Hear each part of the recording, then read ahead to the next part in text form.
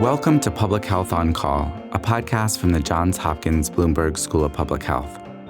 I'm Joshua Sharfstein, Vice Dean for Public Health Practice and Community Engagement, and a former health commissioner here in Baltimore. Our goal is to bring evidence and experience to illuminate critical public health issues. If you have questions or ideas for us, please send an email to publichealthquestion@jhu.edu. That's publichealthquestion@jhu.edu for future podcast episodes. Hi, I'm Lindsay Smith Rogers, producer of Public Health on Call. Today we ask, what is a pandemic treaty? Dr. Josh Sharfstein speaks to Lucia Mullen, a senior analyst at the Johns Hopkins Center for Health Security. They discuss the early planning for a new global agreement on pandemics and how it might address some of the gaps in the international response exposed by COVID. They also discuss the Stop the Treaty movement and other obstacles ahead. Let's listen. Lucia Mullen, thank you so much for joining me on Public Health on Call. Our topic is a possible pandemic treaty. And you're going to explain to me and our listeners what that is. Certainly. Thanks. It's a pleasure to be here. So the pandemic treaty came up in 2021 as a call to recognize the fact that the current international treaties or conventions we have in place haven't been enough to stop large-scale pandemics and mount effective preparedness and response. This is largely in reference to the international health regulations, which is the main treaty that WHO uses in order to ensure countries are providing them with information as well as making sure that they're staying prepared in the light of emerging disease outbreaks. So there was a set of agreements for what countries should be saying about new fast-spreading diseases that could turn into pandemics, but that didn't work so well. Is that what you're saying? Essentially, yes. The International Health Regulations, or IHR, was put in place and called on member states, which are countries, to effectively prepare and do capacity building so they can mount effective preparedness, prevention, and response to disease outbreaks. The problem is there's no enforcement of those treaties. So a large part of the IHR is its reporting mechanism. It asks for countries to provide WHO and therefore the rest of the world with clear information of what's going on in their country, such as if they're having cases of an unusual disease. When countries don't comply and don't report these measures, we then end up having delays. This is something we saw early on in COVID. So having another treaty is trying to help strengthen that gap, as well as other global coordination measures that have been weakened over time in order to have a better global response to these massive issues rather than very individual country responses that are often unequal. So just to slow down for a second, there's this issue of that initial report, which maybe could have happened faster from China at the beginning of this particular pandemic. What are the other areas in which the current approach to global collaboration has fallen short? In vaccine sharing and other medical countermeasure sharing, in the research of it all, while one of the good things that came out of COVID was scientific research sharing, particularly on genome sequences and whatnot, there's often a delay in spreading information and ensuring that surveillance measures across the world are operating at a high capacity. And so this is a huge gap that needs to be addressed. As I mentioned, vaccines been a major discussion and point of disparity between high-income countries and low and middle-income countries. Making sure that there's a more equitable response and coverage there would go a long way in mitigating future outbreaks as well. So this discussion really takes as its starting place some of the gaps that we've seen in the global response from individual countries and their level of preparedness to the sharing that could certainly be happening more between countries even today. Yes. What it also shows is there's a huge gap between the recommendations that WHO put forth. These are often done through emergency committee meetings that are held through the IHR mechanism. And so it will give a list of recommendations that countries should do either to prepare or to respond and effectively control the outbreak. But there is no enforcement to implement these. There's no monitoring to check, and there's no way that WHO can follow up. And this is something that the pandemic treaty is trying to get around. Got it. Okay, so now I'm totally clear. There are a lot of reasons why we would imagine a different kind of arrangement between countries could make a difference for pandemics.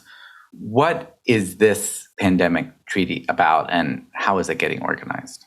So a lot of that actually remains up in the air. All we know so far is that this pandemic treaty is a call that's been recognized to address these gaps and create a new convention or international treaty. Even the words or the mechanism on what it's going to be has not been decided yet.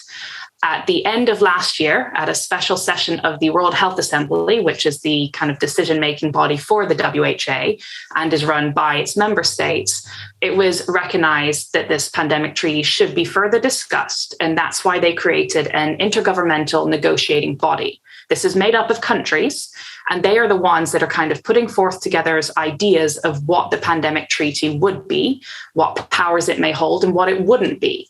And until we see their first draft, which we're hoping to get some further clarity on later this summer, we actually don't know what's going to be in there. So we can dream, though. And so I'm going to ask you, if you were whispering to people in that room where they're coming up with the parameters for the treaty, what would be top of mind for you?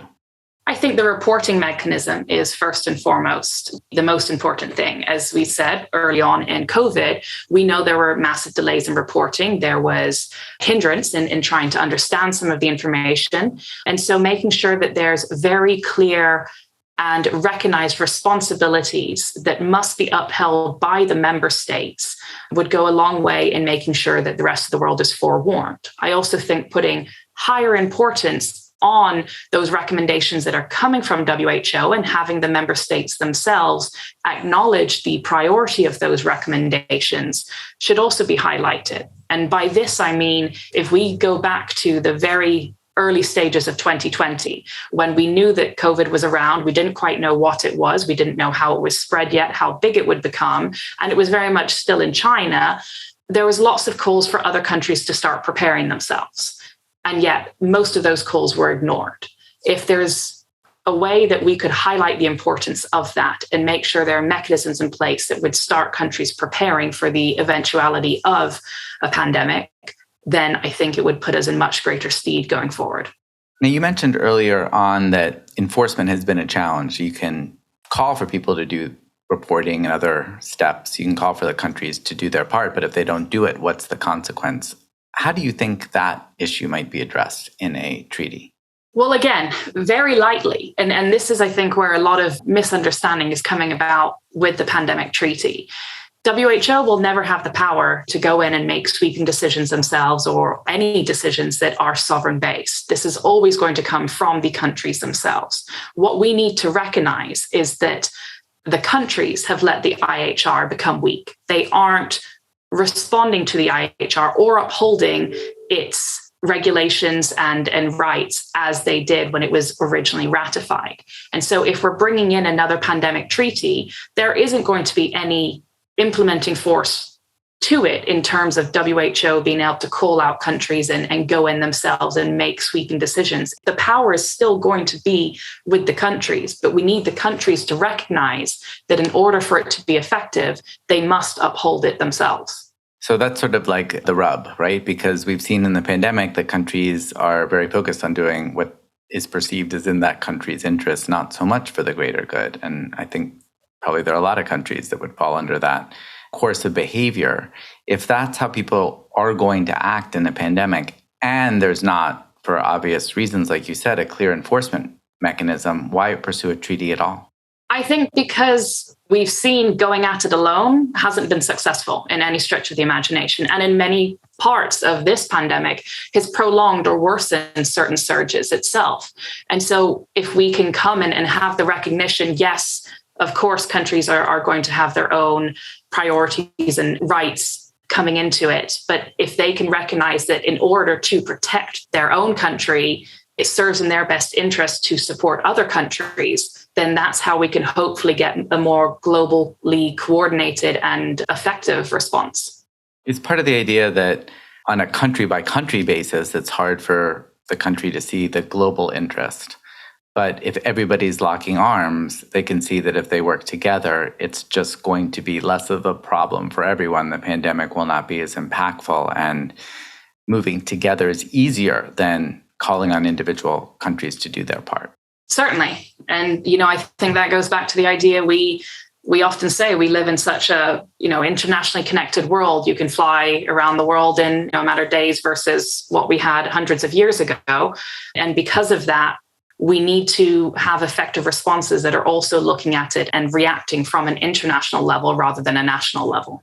So you touched on this a little bit, that there may be some misunderstanding. I'm curious, given the topic of global action on a pandemic, whether there might actually also be some misinformation or disinformation being spread about this. Seems like it could be a topic that lends itself to, let's just say, inaccurate claims. Have you seen that? Certainly. There's been quite a bit of that moving around, especially recently with the World Health Assembly going on and a movement to stop the treaty. What I think is the largest misnomer here is the fact that passing this treaty isn't giving up countries or sovereign rights, and it isn't giving it over to an international body. The rights will always stay with the country themselves. WHO is not gaining extra rights and being able to move into countries and make their own unilateral decisions because this treaty would be in place. I also think people don't realize how long this process takes and that it must be agreed on by the countries. If we look back at the IHR we're in its second iteration of it now. So its first revision took 10 years. It took another 2 years after they decided on what that revision would be to put it into place. And that means having it ratified by the countries. So we are looking at a very long time frame for this. Even if we're going to shorten it, we're still looking at years before this pandemic treaty would be put into place. And it's only going to be put into place if countries agree with what is written in it. It's not going to be something that WHO just decides and implements itself. Got it. Well, as this process unfolds, we appreciate the introduction that you have given us, and we look forward to checking back if there are major developments. Thanks for joining me. Thank you. Public Health on Call is produced by Joshua Sharfstein, Lindsay Smith-Rogers, and Stephanie Desmond. Audio production by J.B. Arbogast, Holly Cardinell, Spencer Greer, and Matthew Martin, with support from Chip Hickey. Distribution by Nick Moran. Production support from Catherine Ricardo. Social media run by Grace Holes Fernandez and Amber Bryan Singletary. Thank you for listening.